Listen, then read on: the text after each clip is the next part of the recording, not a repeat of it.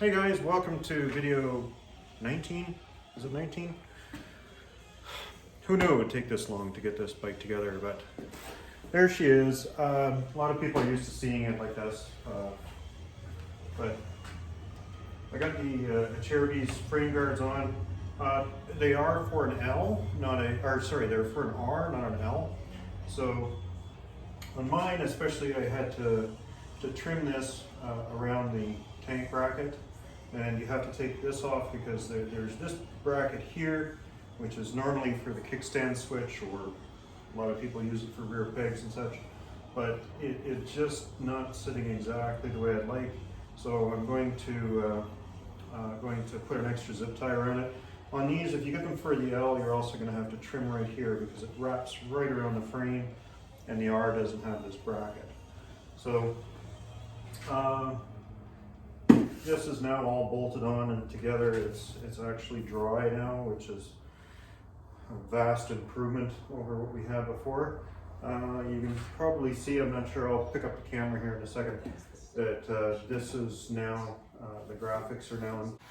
Okay, camera in hand now. You can see I've got the graphics on the front, or mounted the front fender with the graphics on it. Tower is all complete, just waiting. That'll be the next series, is doing the tower. Like I said before, the tanks are all dry. The only thing I'm gonna do now, I think, is get that door working to keep it as a. I was gonna swap it out into a fuel tank. I might still, haven't decided yet. My tigging isn't as good as I would like it to be before I tackle something like that. But other than that, that's really about the only thing left to do on the bike. Well, yeah, we started the graphics, so here we go. This graphics kit was by Lime 9 Industries in Kelowna, BC, Canada. Brendan is one of the best graphics guys out there as far as I'm concerned. He nailed this one. Simply, he took exactly what I was thinking and made it into reality.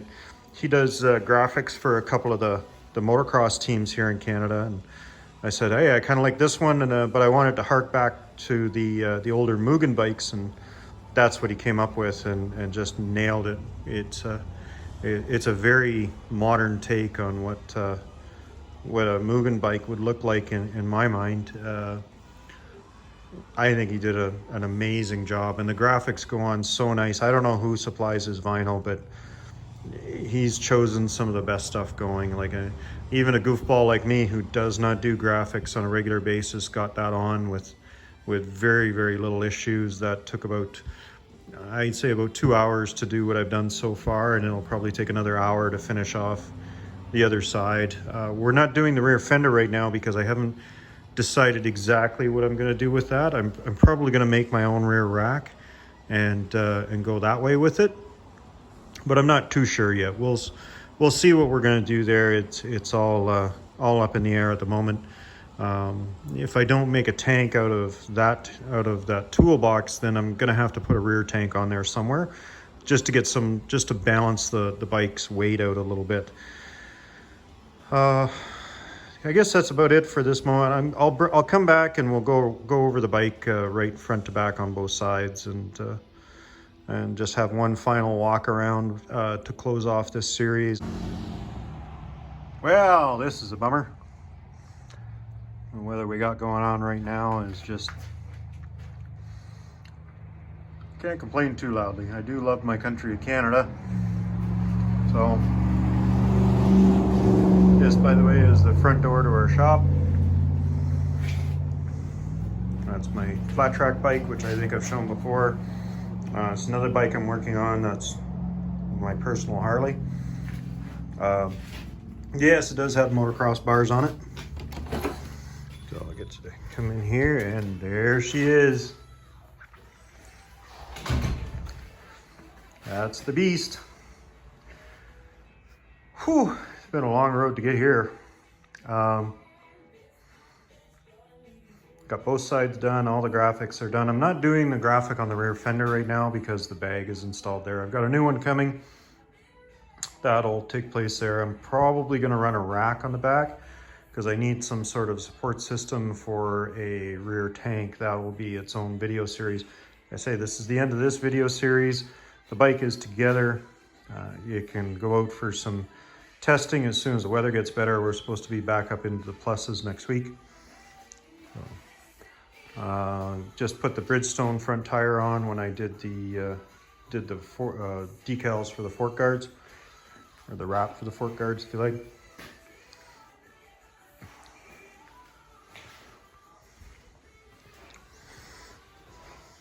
Gonna do a few minor little changes, I think, as I go. The one thing I want to get it out and try it, but I think I'm going to redo this dash a little bit. I think what I'm going to do is make this into a larger arc. I'm not going to have the corner here, and you can see the two connectors for the buttons are a fair bit away from the handlebar, so this will allow, I think I'm going to move this back a bit, probably about put this bolt about in the middle between these two. That should give me a bit more room, although there is a lot of room there already. The lower area there where the dash was supposed to bolt is going to be where we're going to put probably the cap heading, RNS. I'm not sure which way it's going to go, but there's going to be 3 units there in total, but that, again, that'll be part of the next series. So if you haven't seen my buttons there, I don't know, I just like them. I love the Go Baby Go and Where To. I got those from Billet Buttons. They helped me out quite a bit. They light up, of course, so that's the main power to the bike, and this is the power to the tower. So that's why it says Where To.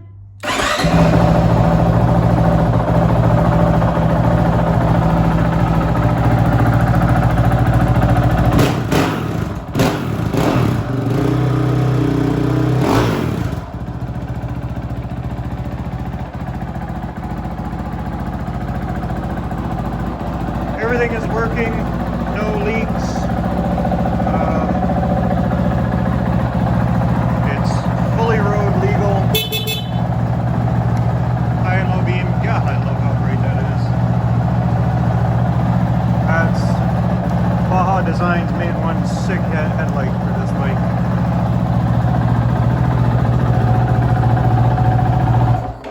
Probably couldn't hear that, but Baja Designs made one sick headlight for this bike.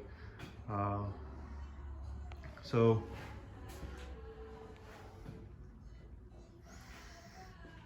I'd like to take a moment, seeing as this is the end of this series, putting this bike together. I'd like to take a moment to thank everybody who's been patient with me and given me a hand. First and foremost is my wife, Joanne. Thank you so much for putting up with me working all hours of the night to get this thing put together, as well as a couple of the other bikes that I've been working on lately. Couldn't have done this without Fastway, of course. Fastway Pro Moto Billet. They did the risers and the steering damper and the foot pegs. Matt from Rally Moto Shop let me bend his ear I don't know how many times. Let me try out the Sonora tower that he makes. Sold me the stuff that you'll see in the next series, which is where we do the tower and the rear lighting and such for the bike. Of course, want to thank Bernie Dennis from Importations Thibault for everything he's helped me get for the bike. So all the Polysport, Gearney, Scott, Pro Grip, all that comes from the company that he reps. Great guy, great company. Hope to work with them even more in the future. That front tire actually is half of a set of tires that I got from Bridgestone. Bridgestone gave us, I won those tires because we got the highest Bridgestone dealership in Western Canada for a number of tires we've done. We actually do a lot of Bridgestones. I believe in the tires, they work well. I'm not sure if I'm going to race on those or not. We'll see. I think they're going to surprise a lot of people actually.